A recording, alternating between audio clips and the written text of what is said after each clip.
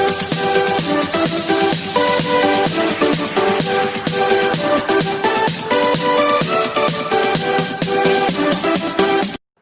विद्यार्थी मित्रांनो, मी भूषण पाटील स्वागत क्लासमध्ये आपले स्वागत करतो. आता आपल्याला प्रॅक्टिस सेट 1.2 मध्ये जो 5वा क्वेश्चन आहे तो बघायचा आहे. मागील व्हिडिओमध्ये आपण 1 ते 4 क्वेश्चन पाहिले. आता आपल्याला 5वा क्वेश्चन बघायचा आहे. अतिशय सोपा आहे. या ठिकाणी दिला आहे in trapezium ABCD side AB parallel side PQ parallel side DC. AP दिला आहे, जो एपी आहे हा एपी दिलेला आहे, 15 दिलेला आहे. पीडी जो आहे पीडी आहे 12 दिलेला आहे. क्यूसी दिलेला आहे 14. फाइंड काय करायचं आपल्याला, डीक्यू काढायचं. आता या ठिकाणी आपल्याला काय दिसतंय की 3 पॅरलल लाईन्स दिसतात. म्हणजे या ठिकाणी आपण the property of 3 parallel lines and their transversal हे आपल्याला माहिती की हे येणार आहे. मग कसं सोडवायचं बघा. या ठिकाणी सुरुवातीला आहे आपल्याला काय दिसतो, हा ट्रॅपेझियम आहे. या ठिकाणी इन ट्रॅपेझियम ABCD आपल्याला वाटतं की साइड AB ला पॅरलल आहे, साइड BQ ला पॅरलल, AB ला पॅरलल, BQ ला पॅरलल आहे, साइड DC. म्हणजे काय, ती एकमेकांना काय पॅरलल आहे. तर मग आता काय करायचं की या ठिकाणी आपण कशाचा उपयोग केला, या ठिकाणी आहे करायचं आहे की by the property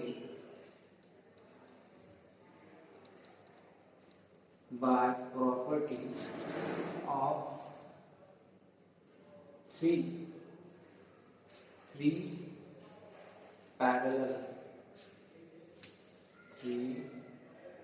parallel lines and their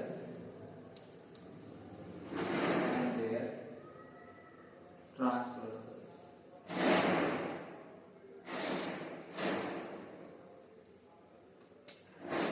okay, या पद्धतीने आपण लिहून घ्यायचं सुरुवातीला. म्हणजे त्या ठिकाणी मग आपण काय करणार की 3 पॅरलल लाईन्स आहेत. मग आपण या ठिकाणी काय करणार, AP upon PD is equal to DQ upon QC या पद्धतीने आपण सुरुवातीला घेऊन घेऊ. AP upon PD is equal to BQ upon QC. हे घेतल्यानंतर आता आपल्याला काय माहिती की आपल्याला ज्या व्हॅल्यूज माहिती ते आपल्याला लिहिणं गरजेचं आहे. म्हणजे AP माहिती आहे, AP किती आहे 15 अपॉन PD माहिती आहे 12 इज इक्वल टू BQ माहिती आहे का, नाही BQ काढायचं आपल्याला, BQ अपॉन आपल्याला QC माहिती का, हो 14 आहे. या पद्धतीने सुरुवातीला लिहून घ्यायचं आणि नंतर आपल्याला काय करावं लागेल, याचा क्रॉस मल्टिप्लाय करावा लागेल. या ठिकाणी लिहून घेऊ आपण. मग बघा यांचा क्रॉस मल्टिप्लाय म्हणजे या ठिकाणी आपण BQ into 12 is equal to 15 into 14 या पद्धतीने सुरुवातीला लिहून घ्यायचं. हे लिहिल्यानंतर आता आपल्याला काय करायचं की ह्या 12 ला इकडे घेऊन जायचं आहे. तो इथं मल्टिप्लाय इकडे त्यांना डिवाइडला, म्हणजे या ठिकाणी BQ is equal to 15 into 14 upon 12 या पद्धतीने. मग काय करणार बघा, 4 या ठिकाणी 3 4 जा आणि 3 5 जा. बघा 3 4 जा 12 आणि 3 5 जा 15 या ठिकाणी मिळतो. त्याच्यानंतर 2 2 जा आणि 2 7 जा, 2 2 जा 4 2 7 जा 14 या पद्धतीने सुरुवातीला लिहून घ्यायचं.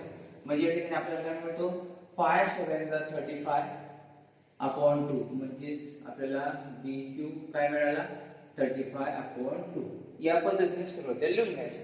याचा आपण जर डिवाइड केलं 35 डिवाइड 2 जर केलं तर आपल्याला मिळतो BQ इज इक्वल टू 17 आपल्याला काय म्हणतो 17.5 या पद्धतीने आपल्याला घ्यायचं.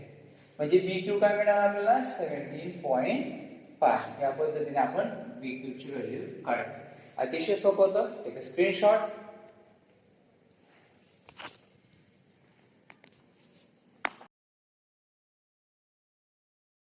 आता आपल्याला सहावा क्वेश्चन पाहायचा आहे. Find Q B using given information the figure.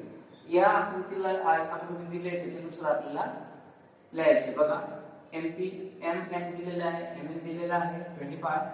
हा ट्रायंगल आहे एम एन पी. याच्यामध्ये जो एम एन दिला आहे 25, एन पी दिला आहे 40, एम क्यू दिला आहे 40, यू पी काय दिलेलं आहे. ह्याच्यानुसार आपण एक एक स्टेप बाय स्टेप घेऊ.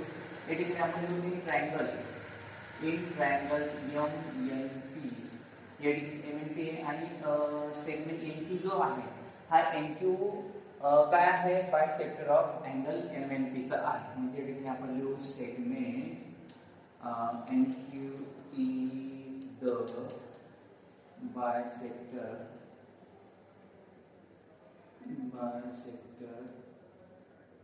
Of angle M N P. Angle M N P म्हणजेच काय की एन क्यू आहे हा एन क्यू काय आहे की जो अँगल एम एन पी चा काय बायसेक्टर या पद्धतीने लिहून घ्यायचं. मग आपल्याला आपण जे इम्पॉर्टंट टॉपिक घेतले होते त्याच्यानुसार आपण बघितलं की the property of an angle bisector of a triangle हे आपल्या आपण बघितलं होतं. मग या ठिकाणी ते लिहायचं बाय द प्रॉपर्टी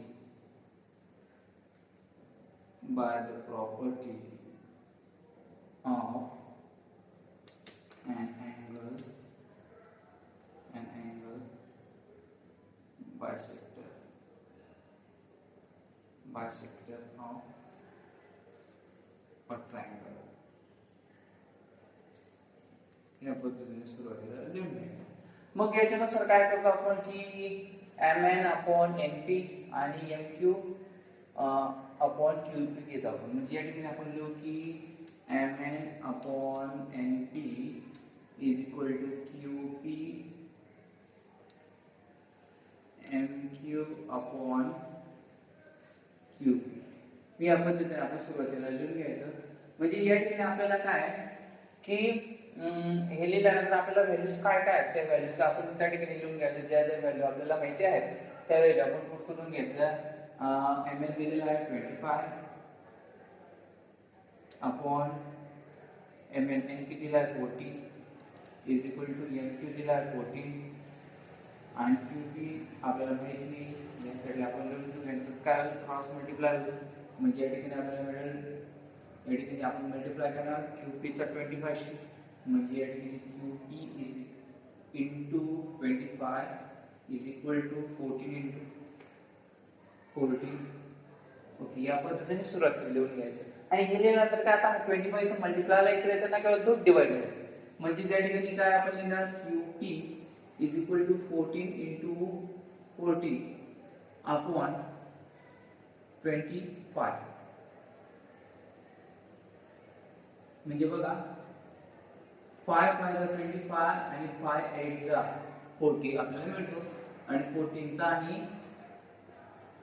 8 चा मल्टिप्लाय जर केला तर 14 8 चा 112 अपॉन 5. यांचं जर आपण डिवायडेशन जर केला तर आपल्याला क्यू पी काय मिळतो 22 अपॉन 4 मिळतो. या पद्धतीने आपण लिहायला हे उदाहरण 22.4 मिळतं. काय मिळतं क्यू पी काय मिळतो 22.4 मिळतो.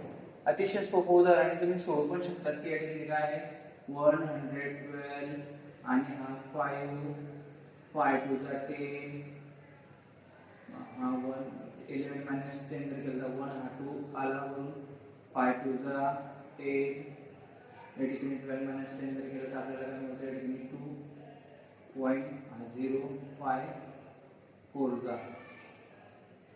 हे बघा काय मिळालं 22.4.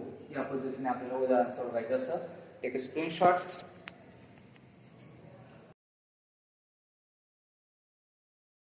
आता आपल्याला पुढचा 7वा क्वेश्चन पाहायचा आहे.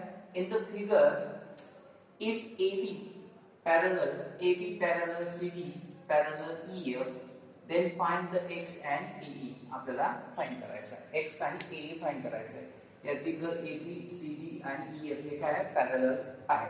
मग या ठिकाणी बघा मग आपल्याला काय करावं लागेल की आपल्याला माहिती की A B parallel C D parallel काय ई एफ किंवा एफ ई जरी केलं तरी चालेल. ई एफ हे काय पॅरलल आहे. म्हणजे या ठिकाणी मग आपण याच्यावर आपल्याला काय समजते की by the property of three parallel lines and their transversal हे आपल्याला माहिती. मग त्याच्यानुसार इथं ते मेन्शन करून घ्यायचं आहे. या ठिकाणी आपण लिहून घेऊ bye the property of three parallel lines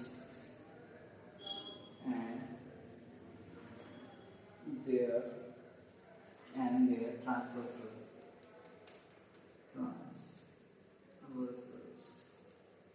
या पद्धतीने आपल्याला सुरुवातीला लिहून घ्यायचं आहे. हे लिहिल्यानंतर आता आपल्याला काय करावं लागेल या ठिकाणी आपल्याला काय करावं लागेल की एफडी या ठिकाणी आपल्याला काय करावं लागेल की FD upon DP.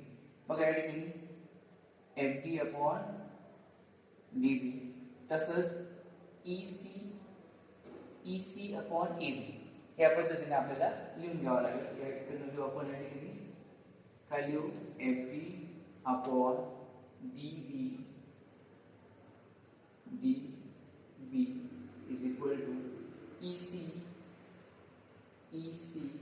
Upon C A. सुरुवातीला या पद्धतीने लिहून घ्यायचं. नंतर त्यांच्या व्हॅल्यूज आपल्याला माहिती आहे ते आपल्याला या ठिकाणी पुट करावं लागेल. मग काय करणार आपण या ठिकाणी एफटी माहिती आहे हो एफटी आहे 4 एफटी 4 लिहून घ्यायची. डीबी माहिती आहे DB 8 is equal to EC माहिती आपल्याला ईसी एक्स आणि आपल्याला सीए माहिती आहे 12. या पद्धतीने सुरुवातीला लिहून घ्यायचं आणि लिहिल्यानंतर आता आपल्याला काय करावं लागेल या ठिकाणी यांचा क्रॉस मल्टिप्लाय करावा लागेल. एक्सचा 8 शी आणि 4चा 12 शी किंवा 12चा 4 शी या ठिकाणी मल्टिप्लाय करावा लागेल. मग आपण काय करणार या ठिकाणी यांचा मल्टिप्लाय करून घेऊ. मग काय करू आपण x into 8 is equal to 4 into 12 याचा आपल्याला मल्टिप्लाय करून घ्यायचा. मग इथे आपल्याला x काढायचं. मागून काय करू आपण हा 8 हा मल्टिप्लाय केला तर किती होते म्हणजे या ठिकाणी मिळतो आपल्याला x is equal to 4 into 12 upon line गेला हा इथे मल्टिप्लाय लाईन डिवाइड गेला. आणि या ठिकाणी तुम्ही काय करू शकता 12 4 जा 48 12 4 जा 48 डिवाइड बाय 8 केलं तर आपल्याला मिळतो 6 किंवा तुम्ही या ठिकाणी असं करू शकता 12 1 जा 4 1 जा 4 4 2 जा आणि या ठिकाणी काय मिळाला 12 मिळाला. 12 डिवाइड बाय 2 जर केलं तर आपल्याला काय मिळतो x काय मिळतो 6. दोन पद्धतीने तुम्ही करू शकता. x मिळाला आता x ची व्हॅल्यू आपल्याला मिळून गेली. x काय मिळाला आपल्याला आता 6 मिळाला. आता आपल्याला काय करायचं आहे या ठिकाणी आपल्याला ए जो आहे ए ची आपल्याला काय करायची व्हॅल्यू काढायची. ए ची कशा पद्धतीने आपण ए कशा पद्धतीने फाइंड करणार मग आपण या ठिकाणी तर या ठिकाणी आपल्याला माहिती आहे की या ठिकाणी आपण असं लिहू शकतो की ए सी प्लस सीई आपण मेन्शन करू. या ठिकाणी सुरुवातीला काय करू लिहू A C plus CE is equal to AE. बघा A C plus CE is equal to AE आपल्याला मिळतं. म्हणजे जे काय या ठिकाणी एका रेषेवरील बिंदू आहे म्हणजे त्याला आपण कोलिनियर पॉइंट्स म्हणू शकतो. म्हणजे या ठिकाणी आपण म्हणू शकतो या ठिकाणी लिहू शकतो की A dash C dash E एका रेषेवरील बिंदू. या पद्धतीने आपण ते लिहून घेतल्यानंतर आता आपल्याला ज्या व्हॅल्यूज आहेत माहिती एसी माहिती हो एसी किती 12 माहिती ई आता या ठिकाणी सीई माहिती सी काय मिळालं आपल्याला सुरुवातीला आपण लिहून घेऊ 12 plus X is equal to AE. मग या ठिकाणी 12 प्लस एक्स मिळाला 6 इज इक्वल टू एई. म्हणजे या ठिकाणी आपल्याला एई काय मिळाला ए मिळाला 18. बघा 12 प्लस 6 12 प्लस 6 18. या पद्धतीने अतिशय सोपं उदाहरण होतं, तुम्ही लिहू शकता. बघा x मिळाला, x काढायचा होता तो 6 मिळाला आणि e मिळाला 18. ठीक आहे, screenshot.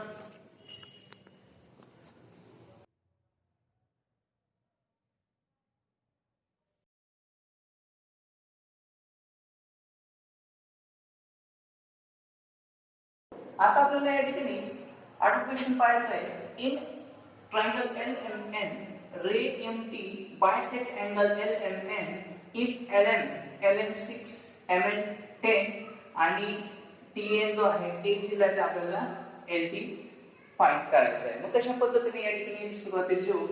In triangle LMN ray MT bisect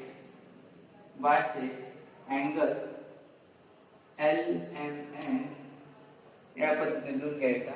आणि त्याच्यानुसार आपल्याला कळतंय की हे आपण की काय काय काय आहे या ठिकाणी की by the property of an angle bisector of a triangle हे आहे. म्हणजे या ठिकाणी आपण इथे मेन्शन लिहून घेऊ. या ठिकाणी लिहू bye the property of an angle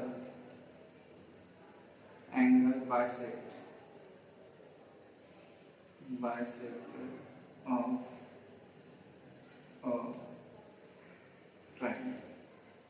okay, या पद्धतीने लिहून घेतल्यानंतर आता या ठिकाणी आपल्याला काय करता येईल की आपण घेऊ की Lm upon Mn is equal to Lt upon Tn. या पद्धतीने घेऊ. बघा Ln upon Mn is equal to Lt upon Tn. आता आपल्याला ज्या ज्या व्हॅल्यू माहिती ते आपल्याला या ठिकाणी लिहून घेऊ. तर आपण या साईडला लिहून घेऊ. काय काय माहिती आपल्याला माहिती आहे की Lm दिलेला आहे 6 दिलेला आहे. त्याच्यानंतर Mn दिलेला आहे, Mn 10 दिलेला आहे is equal to Lt 9. Lt माहित नाही आपल्याला. Lt अपॉन आपल्याला Tn दिलेला आहे 8. आता काय करायचं आहे, याचं क्रॉस मल्टिप्लाय करायचं. म्हणजे आपण Lt चं मल्टिप्लाय करणार Lt into 10 is equal to 6 into 8 किंवा 8 into 6 या पद्धतीने लिहायचं. आपल्याला Lt काढायचं आहे तर मग हा 10 इथे मल्टिप्लायला इकडे आणि डिवाइडला येईल. या पद्धतीने लिहून घ्यायचं. म्हणजे आपल्याला काय मिळणार आहे, इथे डायरेक्ट आपण 48 जरी लिहिलं तरी चालेल. म्हणजे आपण लिहून घेऊ Lt is equal to 48 upon 10 जर केलं तर आपल्याला Lt मिळतो 4.8. आपल्याला Lt काय मिळतो 4.8 मिळतो आपल्याला. 48 डिवाइड बाय 10 जर केलं तर आपल्याला काय मिळतो, Lt काय मिळतो या ठिकाणी 4.8 आपल्याला आन्सर मिळाला. म्हणजे काय आन्सर मिळाला आपल्याला 4.8 या पद्धतीने. अतिशय सोपं. एक screenshot.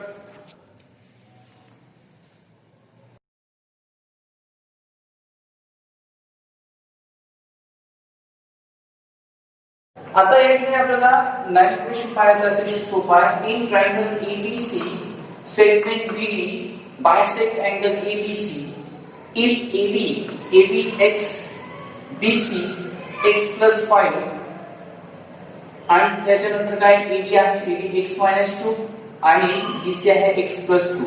then find value of x. मग आपल्याला काय x ची व्हॅल्यू काढायची आहे.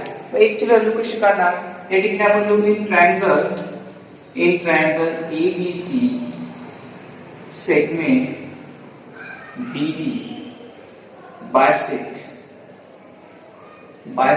angle ABC या पद्धतीने सुरुवातीला लिहायचं. म्हणजे या ठिकाणी आपल्याला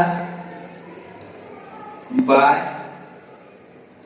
the property of an angle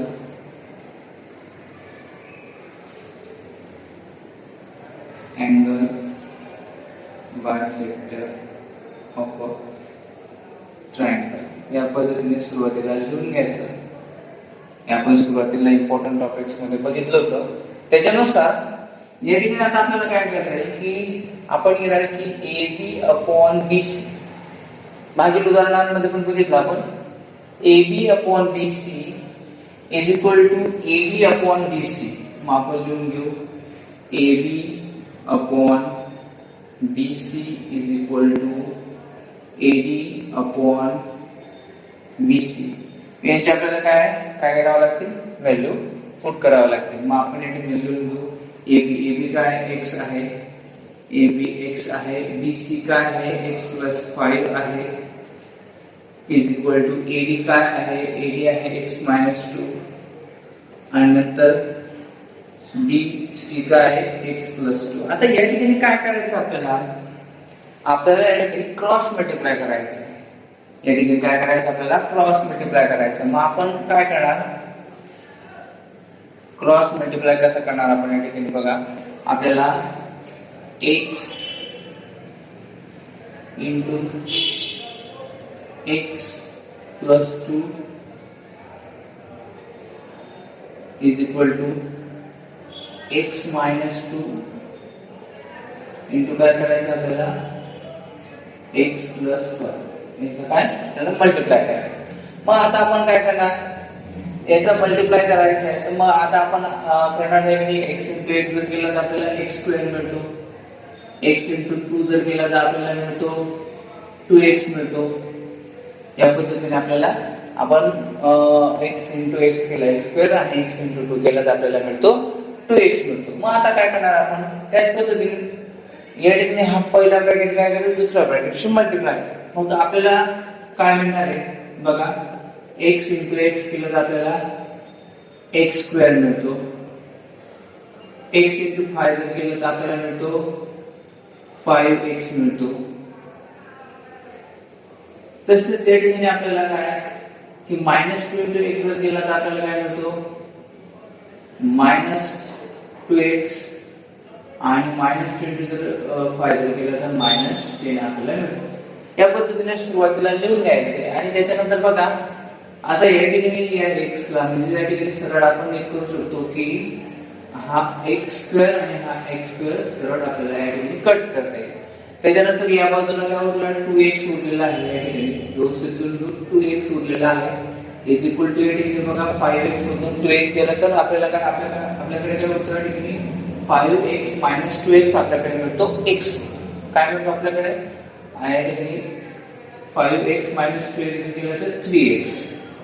5 minus 2 3 म्हणजे या ठिकाणी काय आलं 3x. नंतर काय या ठिकाणी मिळाला इकडे हा मायनस 10. या पद्धतीने आपण सुरुवातीला लिहून घ्यायचं व्यवस्थितरित्या. म्हणजे आपल्याला मिळाला 2x is equal to 3x minus 10 मिळाल्यानंतर आता या 3x ला या बाजूला घेऊन घ्यायचं. म्हणजे एक 2x मायनस 3x जर केला इज इक्वल टू या बाजूला मायनस 10 होतो. म्हणजे 2x मधून 3x जर केला तर आपल्याकडे काय उरेल x. म्हणजे त्या मोठ्या संख्येची साइन म्हणजे minus x is equal to हा मायनस 10. म्हणजे हा मायनस ची साइन कट होईल. म्हणजे या ठिकाणी काय मिळालं आपल्याला x is equal to 10. x ची व्हॅल्यू काय मिळाली 10. अतिशय सोप्या पद्धतीने हे समजून घेतलं. सोपं उदाहरण होतं. Take a screenshot.